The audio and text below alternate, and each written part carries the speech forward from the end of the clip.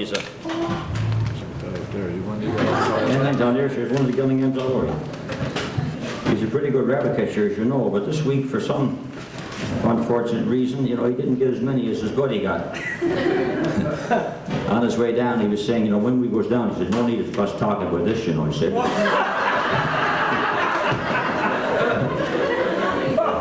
He said, you know, just tell him the weather was bad, and, you know, there's a good many rabbits on the go, but couldn't do very much because the weather was too bad. No need of getting into how many you got, he said, you know. That's right, that's not something he would do, is it? No. So, as I said, I wouldn't sworn secrecy, you're pretty close to it. That's right.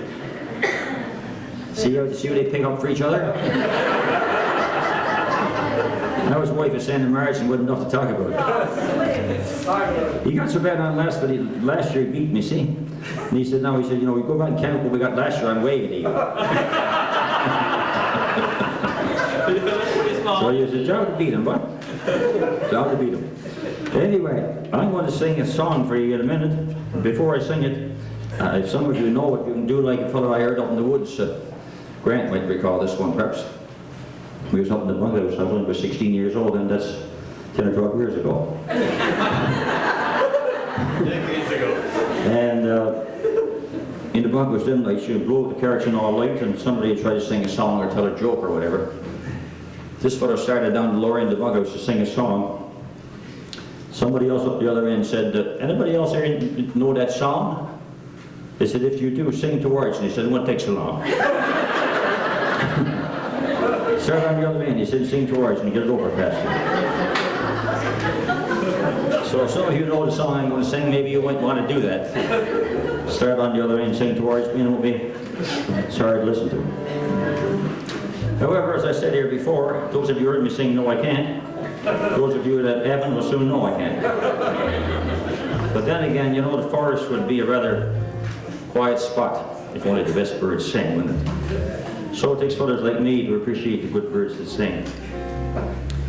Before I try and sing, I think I should share with you, if you'll bear with me, very briefly, of an experience that I had some time ago.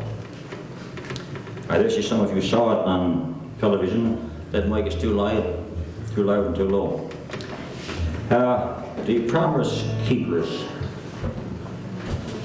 I was a part of one of the largest, I think it was the largest gathering of people since the children of Israel left Egypt. I think if you go back and check history of the numbers that have gathered at one particular time in one place, I don't think that you will find as many gathered in any place since that particular time. I was fortunate to go. My two boys called and wanted to know if I would like to go, and I said, look, I got lots of time if you got the money. So they graciously bought me a ticket, and I flew to Toronto and took my oldest boy, Murdoch. Most of you would know him, some of you at least, and we drove to Washington. The numbers has been estimated between 1,200,000 to 1,800,000. They distributed that day, just one day, 1 million Bibles. From my vantage point, I was on the sort of, at least I would describe it, the upper side of the Washington Monument. I could probably see, again, this is my estimates, perhaps 125 to 150,000 people, all men. Well, there wasn't all men, there was a few women there, but not very many. And more than once, 2 or 3 different times during the day, but one particular time the sun was shining so beautifully that particular day. And I looked out over the crowd and I could see that 140 or 150,000 people, every one of them, with a Bible raised to heaven and praising God. And I can assure you that that's an experience that you'll never forget. Some people think, and I say this tonight to encourage those of you that are here, that are looking for the coming of the Lord and are looking for some encouragement, I suppose, in a sense, because there's lots of discouragement around us. But to see that, I can assure you, it was encouraging. I listened to I won't get into all of it, it'd take too long, but just a couple of highlights. There was a Jewish, I don't know if he was a rabbi or what, I'm not so sure, but at least he was a Jew. And he stood and he spoke for about 15 minutes, I guess. And out of all the people that spoke that day, to me, he was the most powerful speaker. And he described how Jesus came to the Jews, his own people. And he said how the Jews rejected him, how he turned to the Gentiles. And he said, today I am here as a Jew, standing with you as Gentiles, and can proclaim with you and to the world that Jesus Christ today is my Savior, my Messiah, and my coming King. And I can assure you, if that didn't do something for you, there's something wrong with you do something for you, I can tell you. It was just tremendous to be there, to see just the whole sea of men. They were there. Sometimes they would be praying on their knees, sometimes prostrate on the grass, more times with their hands raised and praising and glorifying God. One of the most, and probably the other highlight of the day, was when Ray Bolt started to sing, I pledge allegiance to the Lamb. You hear a million men with their hands raised singing, I pledge allegiance to the Lamb. I can assure you the church is alive and well, and we're going to defeat the enemy, you can be sure. There's so many people today whose lives they feel are ruined and are wrecked and have no hope. But I can assure you tonight, I know somebody, he's a potter, he can check your life and he can change it, can mold it, he can make something meaningful out of it.